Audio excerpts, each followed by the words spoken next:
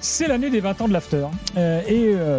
Depuis 20 ans, on a des invités qui sont revenus régulièrement. Alors, pas tous les 6 mois, parfois tous les 2 ans, comme ça, faire un petit point d'étape sur un projet. C'est un ami de l'After. Est-ce que ça marche ou ça marche pas? Depuis 20 ans, le Red Star a eu des hauts, des bas. Parfois des très bas. Et là, en ce moment, c'est ça un haut. commence à rêver. Ah là, c'est pas mal en ce moment. Il faut passer par les bas pour aller vers le haut, non? Patrice Sadal est avec nous, président du Red Star. Bonsoir, Patrice. Gilbert, ravi d'être parmi vous. Bonjour, messieurs. Salut. Alors, je dois rappeler, avant qu'on parle du Red Star, qu'on a un lien, nous, un peu spécial avec le Red Star. Parce que grâce à Patrice, entre autres, on a pu faire organiser un événement il y a quelques années au Stade Bauer qui est... On voit qu'il n'y a pas eu que des bas. Hein. Bien sûr, c'est le fameux match de l'After qui était mythique. La Panenka de Simone Rovera. La Panenka de tribune pleine, Panenka de Simone Rovera face à Lionel Charbonnier, banderole pour Daniel Riolo quand il est arrivé au stade, Riolo not welcome, c'était magnifique. C'était un grand moment. Sur un vieux synthétique. Sur un vieux synthétique. Franchement, c'était magnique. Ça reste un des grands souvenirs de l'After. Tactiquement, j'avais parfaitement géré. On avait gagné avec mon équipe. Et l'équipe Riolo contre l'équipe Roten à l'époque. Oui. Voilà. Bon, c'était il y a 7-8 ans maintenant, Daniel? Ah non, parce que c'était en 2019. 3 jours après la crise Neymar. Ah, tu te souviens de la date exacte? C'est un mois de juin? La crise Neymar, je ne vais pas l'oublier, c'est en 2019. 2019, donc 6 ans. C'est vers la fin, 6 ans. Ça devait être vers le mois de mai par là. Ouais, mai-juin. Ouais. Et je me souviens de Patrice qui était là et qui regardait les gars jouer, il se disait mais qu'est-ce qu'ils viennent faire là, ces tocards?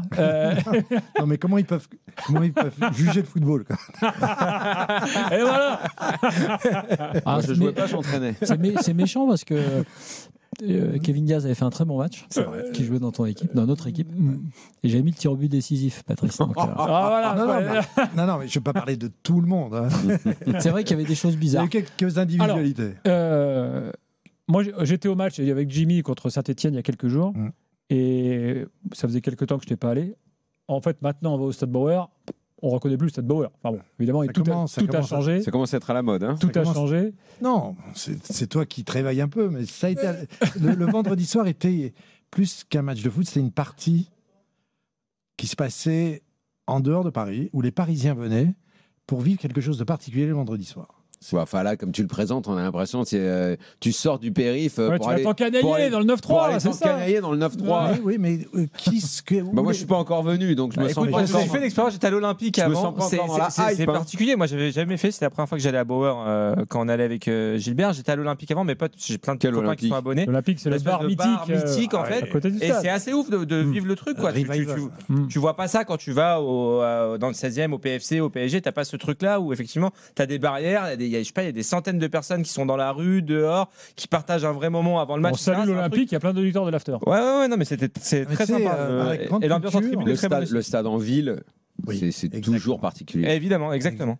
Le club de quartier, comme en Angleterre en fait. Ouais, c'est ça. Hein, c'était des clubs de quartier qui sont construits. Mais on a dit que Bauer était le Craven Cottage du 9-3. Ouais. Et tu sais quand Craven Cottage, c'est Fulham, c'est quartier super chic à Londres. Oui, mais bon, c'est pour histoire de dire que c'est dans la ville, dans les immeubles, dans les petits trucs. Quand le stade sera terminé, je pense qu'il y aura une atmosphère dans la ville très particulière parce que tout va être barré, les gens vont marcher dedans. Tu sais, comme quand tu vas à un match d'Arsenal, match de Chelsea.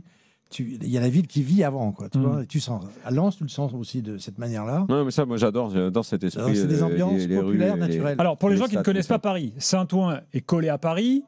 C'est au nord de Paris, en Seine-Saint-Denis. Le stade, il est quoi? À 10 minutes de Paris, en fait, à pied. Voilà, bon, c'est vraiment 5. Voilà. Et alors, Saint-Ouen est en train de complètement changer, parce que la ville change complètement. Il y a plein de nouvelles constructions. Bref, on est sur un changement d'ambiance globale, même dans la ville. Donner des images. Pour comprendre, c'est Brooklyn. C'est Brooklyn. C'est Brooklyn. Présentez pas Patrice à Kevin. À deux, ils peuvent te faire une soirée là. Ça peut être quelque chose. Ça peut être quelque chose. C'est Brooklyn en construction. Oui, en devenir. Si c'est vraiment Brooklyn, c'est-à-dire qu'il va y avoir une gentrification aussi totale. Il y en a eu déjà. C'est déjà le cas. Il y en a déjà. Je pense qu'on a une gentrification. Sérieusement, le stade, parce que ça c'est évidemment le plus important dans le développement du projet. Dur. Ça a été la galère pendant des années parce qu'on a parlé de projets de stade à d'autres endroits. Sur les docks. Le Red Star s'est baladé sur plusieurs terrains. Bref, donc là, ça y est, maintenant, stade avec une nouvelle tribune déjà faite, une autre qui arrive à la fin de l'année. Exact. La troisième dans un an et demi. Quoi. C'est ça. Donc là, c'est pas tout à fait fini, mais enfin, c'est sur les rails. C'est le déclenchement du mouvement pour ce genre de choses est très très long et périlleux parce que c'est contraint un stade en ville et puis plus personne ne finance. Les politiques ne financent plus, les municipalités. On a été aidé par un projet qui a été mis... Il a envie, le maire. Hein. Ah oui. Il est taquet. Hein. Oui, il est au taquet, il adore. Oui, il supporte. Mm. Il supporte et c'est vrai que ça donne une couleur à Saint-Ouen intéressante. Le Red Star est quand même depuis 120 ans. Quoi. Donc, il est depuis 1919 à Saint-Ouen. J'ai l'impression qu'on n'a jamais été aussi près. Je ne veux pas te porter la poisse. Hein. Je parle sérieusement, je sors des blagues et tout. Et je ne sais pas si tu l'attendais là maintenant. Parce que le national, près de la Ligue 1, tu veux dire ? Parce que le national, c'est pas si vieux que ça. Ah non, je sais le projet que tu mènes, ce que tu mets dedans depuis des années. Voilà, on l'a dit, oui, le petit côté hype, ça vient de plus en plus. Vous êtes en haut du classement. Voilà. Est-ce qu'on n'est peut-être pas tout près du truc qu'on attend depuis longtemps, t'imagines ? PFC, PSG, Red Star ensemble en Ligue 1, mais des derbies de fou, parce que la vraie anomalie, en fait, pendant 20, 30, pas 30 ans, depuis toujours, c'est qu'en fait, ces trois clubs-là n'aient pas été là avant. Enfin, qu'on n'ait pas eu trois clubs franciliens. En fait, ils étaient avant, mais dans les années... le football début du francilien, XXe siècle, avec un seul club, ça a été une anomalie pendant des années. Et là, si jamais on se retrouve avec les trois... C'est complètement dingue. Mais est-ce qu'en termes d'infrastructure, notamment, on parlait du stade, est-ce que vous pourriez, si par bonheur ça se passe bien pour vous, jouer à Bauer en Ligue 1 la saison prochaine ? Non, je ne veux pas parler de saison prochaine sur la Ligue 1, mais la Ligue 1 en général, est-ce qu'on pourrait y jouer ? Oui, on pourrait y jouer parce que c'est un stade de 10 000. Dans le football français, il y a des stades qui sont autour de ça. Et puis, on pourra jouer au Stade de France. Quelques affiches. Moi, je pense que si on fait un Red Star PSG, tu mets 80 000. Hein. Un derby, tu mets 80 000. Là, vous allez avoir les supporters à dos. Si vous leur enlevez le Bauer pour ces affiches-là, les supporters, ils veulent justement ces affiches-là dans leur stade aussi. Tu es obligé de... Je comprends, dans l'optique de générer des recettes, etc. Dans l'optique business, tu es obligé de le faire. Son économie, son développement. Et puis aussi sa popularité. On ne peut pas s'arrêter à un stade de 10 000 places, c'est pas possible. Je pense que c'est pas respectueux du développement du travail qu'on fait. Tes amis et les fils, ils vont pas aimer. On s'adapte, tout le monde s'adapte à tout le monde comprend. Patrice, à chaque fois que tu venais dans l'after, il y avait la ritournelle. Oui, il y a la place pour un deuxième club à Paris. Oui, c'est possible. Maintenant, il y a un deuxième club à Paris, mais c'est pas le Red Star. C'est pas grave. Je pense qu'on peut en avoir 3, comme disait Daniel. 4, 7. Il y en a 7 à Londres. Donc, ce qui est important, c'est l'identité. Il peut répondre avant que... Oui, excuse-moi, Patrice. Je pense que ce qui est intéressant dans cette culture du football de quartier, c'est que les confrontations sont des derbies de style et de différence. Et le Red Star, quand tu fais un derby contre le Paris Saint-Germain, tu comprends la différence. Entre un Inter de Milan et un Milan AC, c'était un club de riches, un club de pauvres. On sera toujours un club de gauche, il est clair, il est identifié. Et donc, il y a une certaine popularité qui va s'opposer naturellement à un autre projet qui est celui du PSG, qui est complètement différent. Moi, je trouve que le positionnement du Red Star est plus simple, par exemple, que celui du Paris FC. Rien à voir. C'est que, il est fait, le positionnement. Il n'est pas inventé. C'est pour ça que je trouve que, quelle que soit la place... Je veux dire, l'identité Red Star est plus forte. Mais bien sûr, la marque est plus forte. Elle est plus ancienne, je ne me trompe pas, largement. Troisièmement, effectivement, il y a une réalité sociale et il y a même un projet, on va peut-être en parler aussi, parce que tu nous avais parlé la dernière fois, il y a un projet social qui est lié au stade. Moi, j'avoue que ce truc, effectivement, tu passes le feu rouge, tu dis, oh, mais en fait, c'est là, je suis arrivé, tu as le stade qui débarque, qui s'impose à toi. Mais effectivement, je pense que la marque existe, l'identité existe. Qu'ils soient en Ligue 2, en Ligue 1, évidemment, l'objectif, c'est d'être en Ligue 1. Mais pas peu importe. Ce que je veux dire, c'est que le truc n'est pas en danger, quoi. Alors que Paris FC, c'est parce que les Arnaud sont arrivés que tu te dis, ok, il y a peut-être une idée, il y a peut-être de la Ligue 1, mais la marque, elle est moins forte. Ils doivent se créer une histoire en plus par rapport au PSG, alors que Arnaud dit lui-même, moi j'étais dans la corbeille, j'étais fan du PSG tout le temps. Ça, c'est un peu compliqué quand même. Le FC, ils peuvent pas dire, on va être le club pendant du PSG, on va être le club des pauvres, alors que le Red Star, ils l'ont en eux. Le Red Star, tous les gens qui disent aujourd'hui, et même il y en a, tiens, on irait bien voir le PFC parce que c'est pas facile d'aller voir Paris, c'est cher au parc, etc. Tous ceux qui sont en banlieue et ailleurs et qui veulent aller sortir de Paris pour aller côté Red Star, c'est très simple. Ils savent que c'est moins cher, ils savent que tu peux passer une bonne soirée, que voilà, c'est toi le positionnement. Pour moi, il est plus évident, quoi. C'est plus facile à construire l'histoire. Parce que ça n'a jamais été du marketing en fait le Red Star. Ça a des valeurs qui sont intrinsèques. Moi, quand je suis arrivé dans le club en 2008. je n'ai développé que ce que j'ai trouvé comme valeur et comme existence legacy historique. Donc, il faut récupérer ça et le développer. Si tu montes des projets sur le marketing, à un moment donné, ça a une fragilité, ça. Parce que, voilà, tu construis un public parallèle, etc. On a des supporters, on connaît leur nature, on a un territoire, la Seine-Saint-Denis, qui est quand même un territoire fort. Bon, je n'irai pas jusqu'à dire que ce que avait dit Macron, que c'était le Los Angeles sans la mer, mais c'est un... Mais t'as dit que c'était Brooklyn, quand même. Ça, c'est à toi. Quand tu dis que c'est un club de gauche, c'est un club d'une certaine gauche, pas de toute la gauche. Non, ça reste un club de gauche. Entre le public, ce que pense le public, là où il est situé politiquement, là où est situé Karim, le maire. Karim Bouamran, pardon. Et toi, voilà, il y a des grands écarts. Oui, il y a des grands écarts, mais quand même. Hein. Tout le monde essaie de rassembler la gauche sur ces grands écarts-là. Oui, enfin bon, elle ne peut plus se rassembler, on le sait. On va continuer les discussions, parler des supporters, justement, et du reste. Il faut qu'on parle du centre de formation, enfin, il y a plein de choses encore, avec Patrice Haddad qui est venu avec nous, président du Red Star. Donc, si vous passez un week-end à Paris et que vous ne connaissez pas le Stade Bauer, c'est validé par l'after. Jimmy, on a passé une bonne soirée. Il y avait des touristes d'ailleurs. Moi, quand je suis rentré en tribune, il y avait des touristes, des gens qui parlaient beaucoup d'anglais. L'histoire du club en ville, il faut quand même être. Tu permets, on va lancer la pub là. Il faut quand même être clair et tout. Marseille, c'est un club en ville. Hein. Absolument. Le Parc des Princes, c'est un club en ville. Hein. On en a beaucoup en France encore. Il y a des pays où on les a. Mais c'est une particularité. Lyon l'a sorti. De la Nice, Gerland était un club en ville. Oui, non, mais c'est un peu différent quand même parce que quand tu vas à Bauer, t'es vraiment dans les petites ruelles et tout. Tu vas à Marseille, c'est le boulevard Michelet, il y a de l'espace. C'est en ville, d'accord. C'est pas la même topographie de la ville. Non, mais c'est un boulevard, mais t'es en ville. C'est pas une affaire de. À Rennes, t'es en ville, même si c'est un bord de ville, t'es en ville quand même. On a parlé du stade, on a expliqué que le sportif marchait très bien. On n'est pas rentré dans les détails, on n'a pas parlé des qualités de DD7, la star du Red Star. De l'énorme boulot de Greg Poirier, le coach, et aussi d'une recrue prestigieuse dans le staff, Greg Dupont, absolument. Et les DD7, c'est Durand quand même. Ouais, c'est Durand. C'est Damien Durand, 5 ans avec nous. Patrice, il y a aussi un truc qu'on a vu quand on est parti au stade avec Jimmy, c'est les affiches Patrice Haddad Wanted, comme dans le Far West.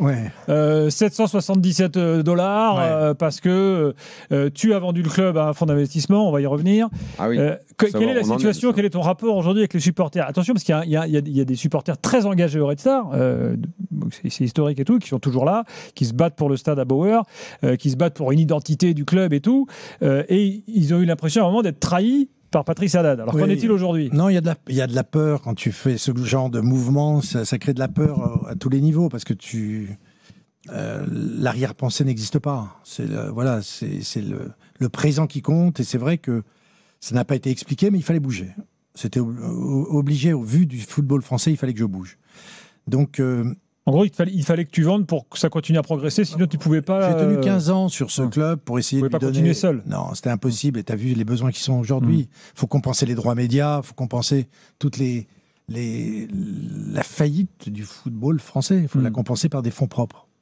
On ne s'imagine pas ce que c'est, mais c'est réel. C'est des fonds propres qu'on met. Donc après, il y a eu cette notion de multipropriété qui était ce grand mouvement à ce moment-là. Après, je peux comprendre la peur qu'ils ont pu avoir, mais le temps doit calmer les choses. Et il n'y a que le temps qui pourra le calmer. Les explications, les mots, les verbes. Patrice, en l'occurrence, sur 7-7-7, ils avaient raison de se méfier. Vu comment ça s'est terminé pour 7-7-7. Oui. Même si aujourd'hui le club a réussi à être sauvé. Oui, mais tu sais, le danger existe partout. Même avec un mono-président qui peut un jour faire faillite et perdre son club, et c'est arrivé. Donc le risque zéro n'existe pas, que ce soit multipropriété ou pas multipropriété. Mon travail à moi, dans la continuité, c'était de renforcer l'équipe telle que je le pensais. C'était une feuille de route qui était clairement identifiée. Et c'était au moment de cette défaillance de 7-7-7 de protéger le club pour aller ailleurs. J'ai fait cette transition avec ECAP. Donc je suis là comme un garant, au même titre que les supporters sont là pour être des garants des valeurs. T'as un bon rapport avec eux? Ça s'est apaisé parce que les gens qui sont autour de moi aussi savent leur parler. C'est qui les gens qui savent leur parler? Pauline Gamers sait leur parler.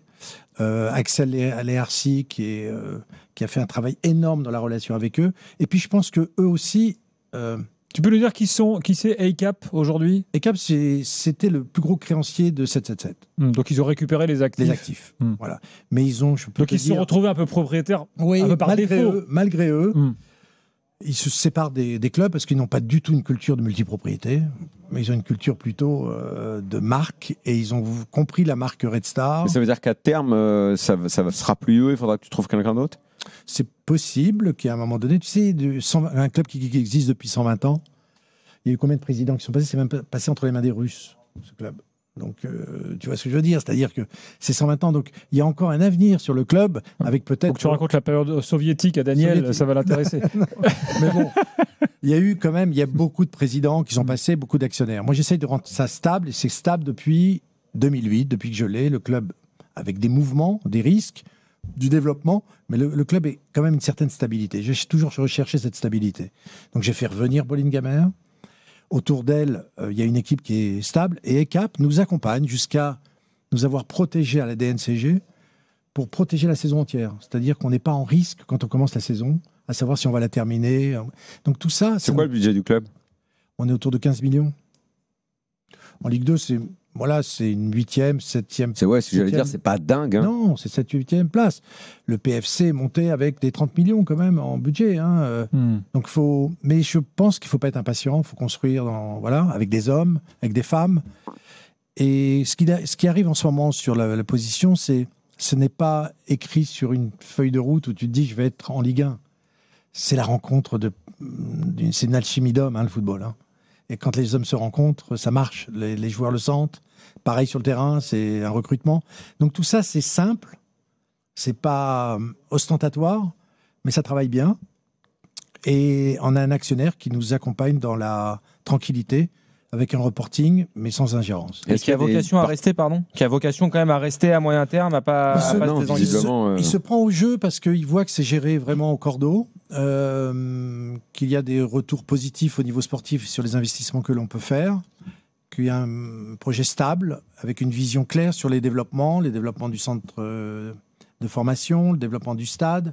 On est en première ligne surtout, et je le gère comme je le gérais avant, avec un financier qui est en confiance aujourd'hui. Je ne peux pas te garantir qu'il va rester 20 ans, mais en tous les cas, il ne nous donne aucun signe de départ et de volonté de partir. Il y a des...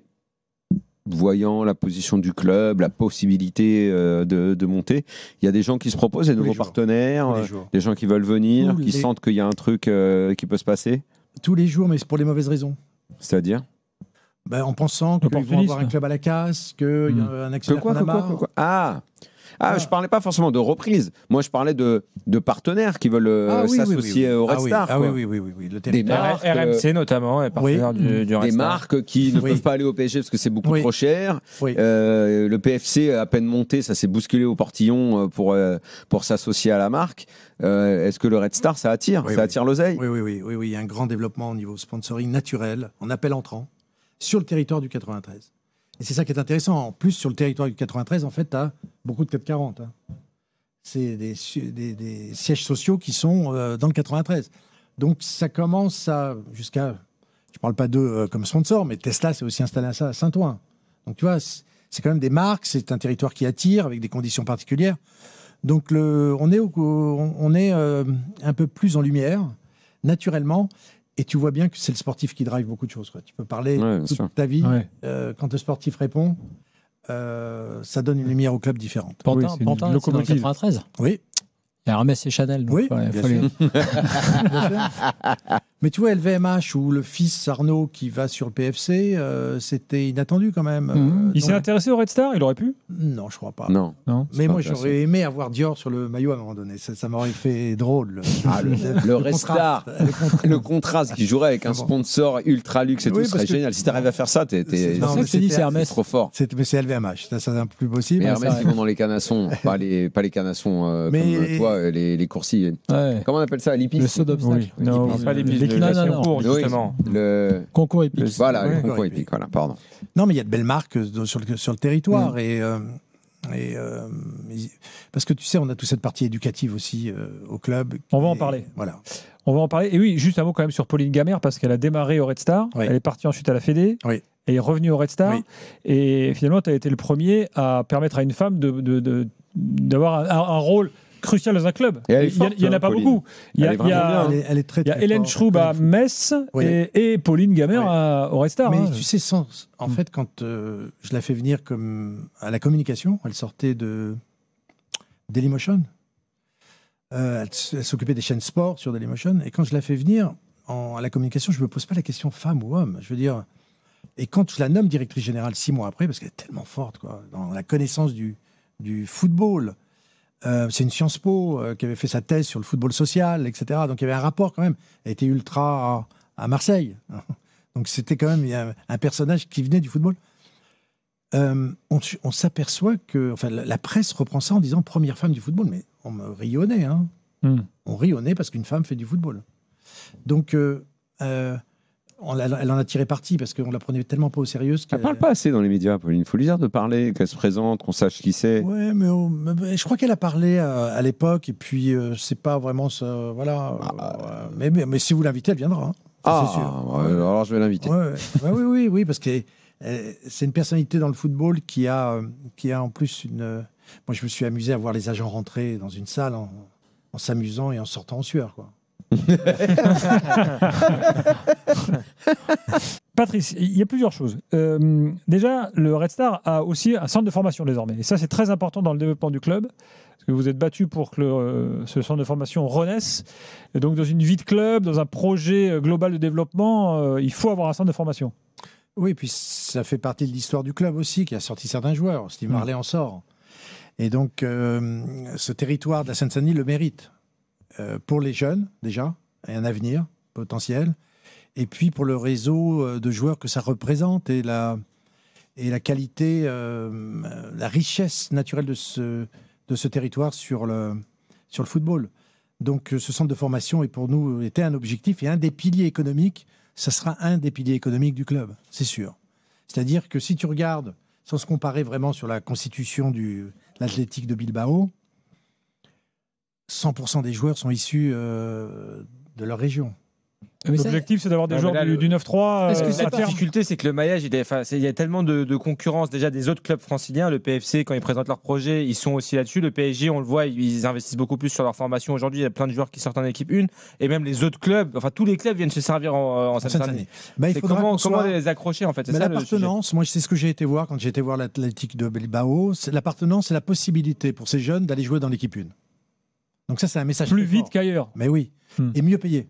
Parce que si tu n'achètes pas de joueurs à l'extérieur, tu vois, si tu ne rentres pas sur le trading de l'achat de joueurs, l'argent que tu as au sein du club, tu peux le distribuer différemment au sein des joueurs. Et c'est exactement le modèle de l'Athletic Bilbao. Oui, mais ça, moi, ce truc du...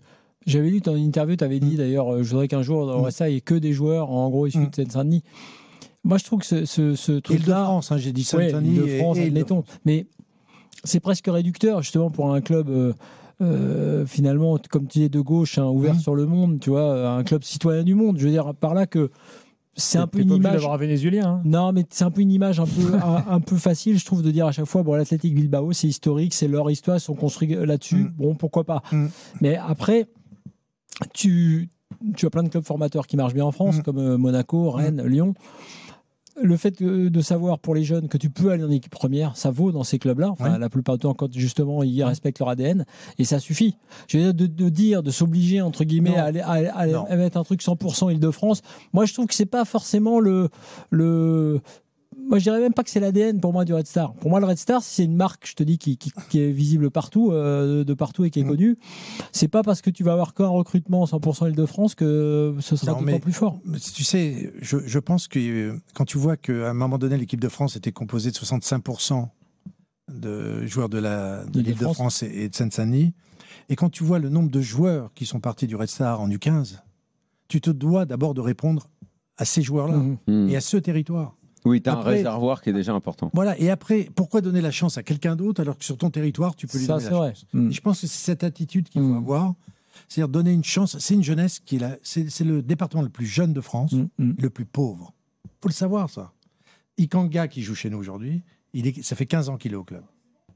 Est-ce qu'on aurait dû, et je peux te dire qu'au club, certaines personnes se sont battues pour qu'on garde Ikanga et pour qu'il soit notre attaquant cette année.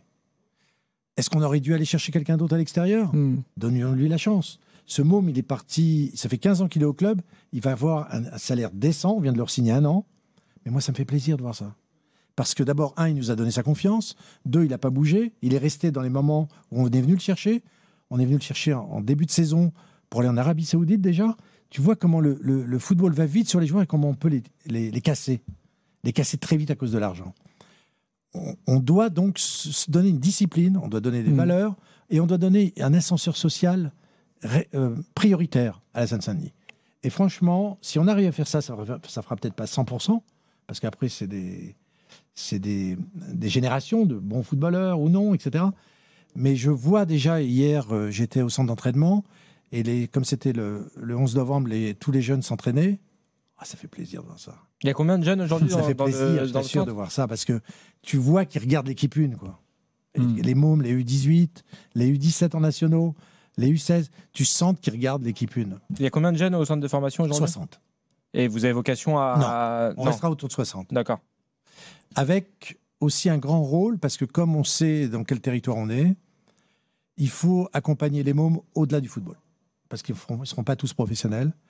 Et donc, on se doit de leur apporter un tremplin culturel, artistique, intellectuel, différent. Ça, c'est le Red Star Lab. C'est le Red Star Lab qui est vraiment un des piliers fondateurs de tous les joueurs qu'on va avoir à l'avenir. Parce que on a eu des vocations d'architectes, de photographes, de graphistes, parce qu'ils ont découvert autre chose que le football. Et pour la plupart, qui n'ont pas été professionnels, ont trouvé leur vocation. Et il n'y a pas de périscolaire en Seine-Saint-Denis, hein, pratiquement pas. Moi, mes enfants, ils ont grandi avec du périscolaire, et c'est ça qui leur a donné leur vocation. Donc il faut leur donner aux mômes, on se doit, comme club, d'avoir une responsabilité vis-à-vis de leur... Parce qu'ils viennent volontairement... Tu sais que tu es le seul dirigeant du foot français à parler de ça. Hein. Ouais, mais les autres s'en foutent royalement. Tu veux que je te dise, il n'y a que ça qui m'intéresse. Parce que le sport, le foot, tu peux en parler des heures, on ne va pas le changer. Okay. Par contre, les mômes, tu peux les accompagner différents. Et cette appartenance au club qui est liée... Et le Ikanga, je pense qu'il a 23 ans aujourd'hui, les 15 ans qu'il a passé au club et les 5, 6 ans, 7 ans qu'il a passé au Red Star Lab, ben ça l'a construit aussi, quoi.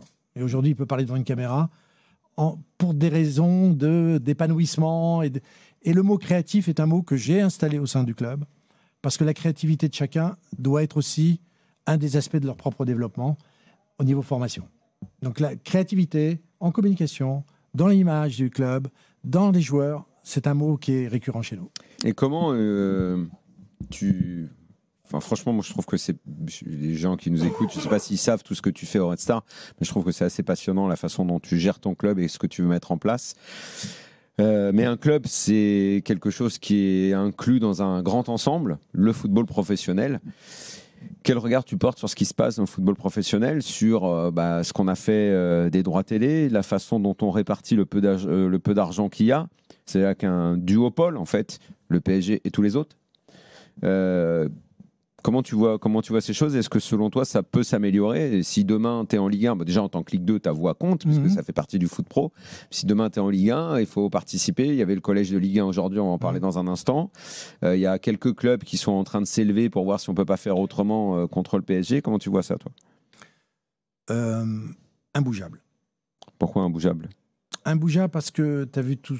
Tu parles de la Ligue 2. On en a fait des collèges de Ligue 2 où on a donné nos voix contre ci, contre ça. Ça n'a jamais été tenu compte. Ouais, enfin, on n'avait pas eu 5 gros clubs qui se mettaient ensemble. C'est assez nouveau, ça. Hein. Oui, bon, donc. Ça, c'est quand même nouveau. Mais ça fait combien de temps qu'on en parle et c'est aujourd'hui que ça commence à bouger. Non, mais ça, c'est depuis cette année que Marseille, Lyon, Rennes, le PFC et Lens. 5 gros clubs avec des grosses bases de supporters se mettent ensemble pour dire maintenant il faudrait qu'on voit les choses Daniel, autrement. rappelle-toi qu'en Ligue 2, il y avait eu un vote massif contre La Brune, si j'ai bonne mémoire, et finalement les représentants n'ont pas respecté le vote des présidents. Oui, mais ça a changé aussi. Il y a une nuance. Moi, je sais la position que vous avez contre La Brune, mais moi j'ai plus une position contre le système que contre l'homme. Oui, mais c'est l'homme, il l'incarne à un moment, et quand tu ne sers plus à rien, il faut partir. Oui, mais bon, il l'incarne comme les autres l'ont incarné, quand on te met à la tête avec un certain pouvoir. Il l'a incarné beaucoup moins bien, beaucoup mieux. Tu ne peux pas faire pire que lui. C'est-à-dire le système. Le système, de la manière dont les votes se font, les décisions se prennent. Tu as des décisions super importantes sur les 5 dernières années qui se sont faites en visio. C'est encore le cas aujourd'hui. Mais oui, mais c'est impossible, ça. Je veux dire, tu ne peux pas faire une discussion argumenter. Alors ça me fait plaisir parce que moi j'explique ça à Daniel tous les jours qu'il faut qu'il vienne au bureau pour qu'on fasse des réunions. Et il veut pas. Tu vois, ça n'a rien à voir. Vous avez une gouvernance qui marche quand même. Mais quel rapport? Je te dis que si la LFP marchait comme les réunions de l'after, je peux te dire que là, on aurait sur l'or. On aurait passé le milliard depuis longtemps. Le pire, c'est que Daniel n'est pas à Saint-Rémy-de-Provence en plus. Il est pas très très loin. Si tu me donnes la villa de l'Orléanais avec sa piscine, je vous quitte. Et son salaire. Non, mais il ne faut pas tomber justement là-dedans, tu montrer du doigt la personne, etc. Le système. Mais si on doit tomber là-dedans, Patrice, c'est lui qui a fait ce système et c'est lui qui est soutenu par Nasser qui l'a transformé en pantin. C'est le système. Et tu sais très bien et que donc c'est un système qui permet ça. Donc tu es favorable à la réforme qui s'annonce. Ah oui. Il faut une réforme de structure, de gouvernance, de décision et de contrôle. Parce que on ne peut pas en arriver là aujourd'hui. On dit qu'on va faire 1,1 million d'auditeurs, de téléspectateurs sur... d'abonnés à Ligue 1+. Cherchez le mot. Mais tout ça, c'est... Moi, quand je suis arrivé en Ligue 2 en 2015, on prenait 5 millions. En Ligue 2. Aujourd'hui, on te dit ça va pas être 1,1 million, ça va être 1,5 million. Génial, excellent. Mais finalement, il n'y a rien qui redescend au club. Oui. Ça ne change rien, le nombre d'abonnés. Comment tu développes ton club? Donc, si aujourd'hui, tu ne vas pas construire un club sur des fonds propres, et moi, je l'ai compris il y a un certain temps, il fallait des fonds propres dans le club pour pouvoir te développer. Si tu comptes sur les droits médias et sur tout ça, parce que ça a une incidence aussi sur les sponsors, sur l'image du football, etc., etc., etc. À un moment, il faut quand même qu'il soit visible, le foot. Il faut quand même qu'on le voit sur une antenne. Il faut qu'on le voit, mais il faut aussi que sa gouvernance donne des messages de qualité dans la réflexion et dans les décisions à prendre.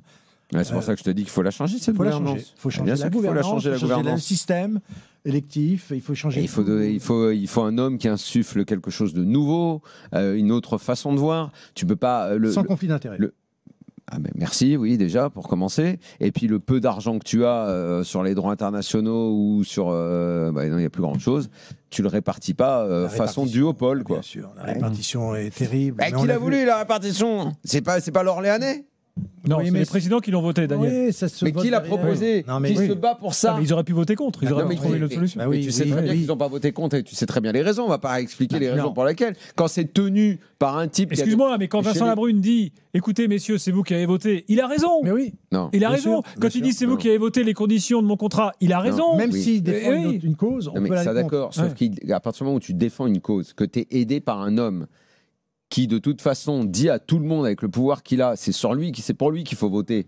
Et que tu sais que à Lille, l'actionnaire, il est en deal avec le Qatar. Que tu sais que à Rennes, c'est 30% de Kering. Que tu sais que chez Vuitton, il y a 5%. Quand tu sais que là, qu'il y a des billes partout. Ça, c'est les conflits d'intérêts dont parlait Patrice. Oui, voilà.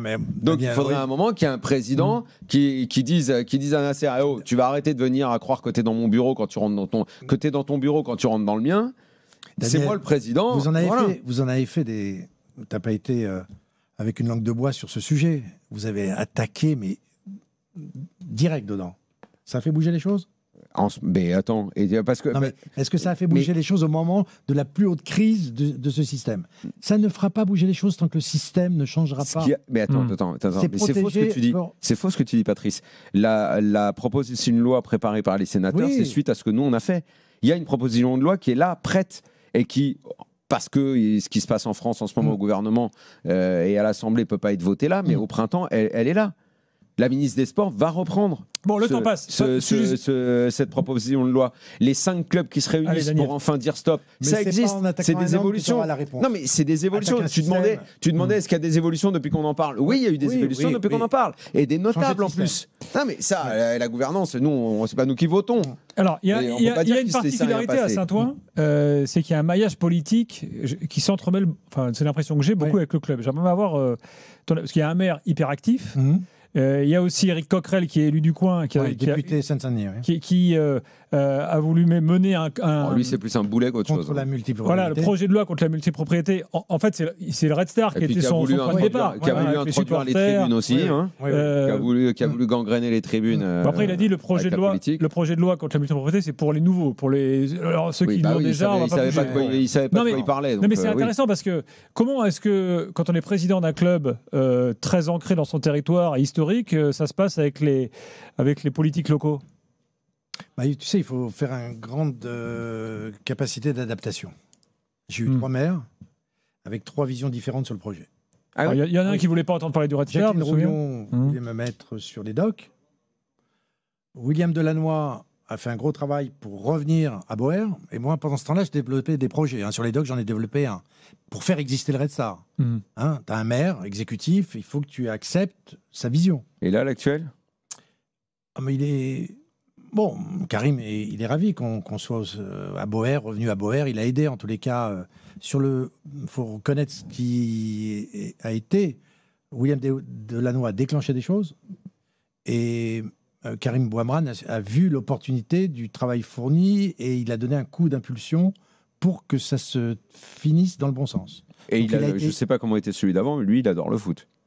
Ah, Karim, il adore le foot et le Red Star. C'est un inconditionnel. En 2007-2008, quand je suis arrivé dans le club, il était adjoint au sport. Il est auditeur de l'After. Ouais. C'est une qualité. C'est une grande qualité. Bon, donc capacité d'adaptation. Parce que c'est assez... le Red Star... Il faut s'adapter avec les exécutifs en place. Mais c'est vrai qu'on est bien loti avec Karim Bouamrane parce que le Red Star, il a dans le sang. Oui. Patrice, merci. J'espère qu'on va pouvoir emmener Daniel bientôt. On lui a proposé contre Saint-Etienne. Daniel, viens partager l'odeur des merguez avec nous. Tu vas être bien. Il a encore une crainte pour venir. Moi, je le sais. Ah non, c'est fini. Depuis que tu m'as dit que c'était fini. Non, c'est pas ça. C'est juste qu'ils y sont allés. J'avais prévu autre chose. C'est tout. On y retournera. On y aura d'autres affiches. Évidemment qu'il y aura... Ah non, on n'a pas parlé quand même. Disons qu'il y a 2 coachs en Ligue 1 dont on parle beaucoup et qu'on démarrait chez toi. Hein. Habib Bey, ouais. Et Pierre aussi, Pierre quand même. Adjoint d'Habib. J'ai vu la qualité des hommes et je savais qu'ils allaient rester un certain temps chez moi. Mais parce que j'ai vu que, il y avait... Voilà, ils nous ont aidés à un moment donné. Mais ce que j'ai en ce moment, entre Greg Dupont et Greg Poirier, j'ai découvert, il est venu de Martigues. Nouvelle génération de coachs, j'adore. Moi, je me régale avec la manière dont il travaille. C'est très concerné par le projet, très concerné au quotidien. Et d'une manière simple, on arrive à cette position de 2e place. Mais je suis dans une certaine simplicité, sans excitation, avec du travail. Et honnêtement, il n'y a pas de pression pour y rester, où tout le monde va se battre pour avoir la meilleure place. Mais avoir 26 points aujourd'hui, je crois, 26, alors qu'on en a eu 26 à fin février l'année dernière, c'est un gros travail fourni entre l'intersaison. Et Greg Dupont et Greg Poirier ont très très bien travaillé. Il y a d'autres personnes, il y a Steve Marley, il y a Kevin Lesport, Pauline y a participé, et il y a un actionnaire qui nous a suivis. Donc tout ça, c'est une harmonie qui nous permet d'être simple et de travailler pour avoir des résultats comme on a en ce moment. Merci Patrice. Et à très bientôt dans l'After. Peut-être la prochaine fois en Ligue 1, va savoir.